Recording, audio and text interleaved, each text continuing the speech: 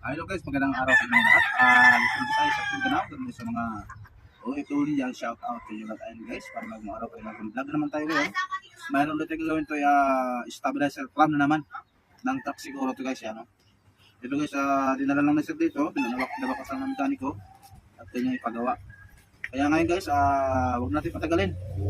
Samahan nyo ko at atin ang pag-isa, okay?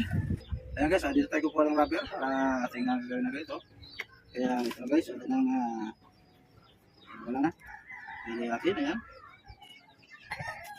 Okay. Ayan guys, gamit natin ng paak na makalyot, ayan.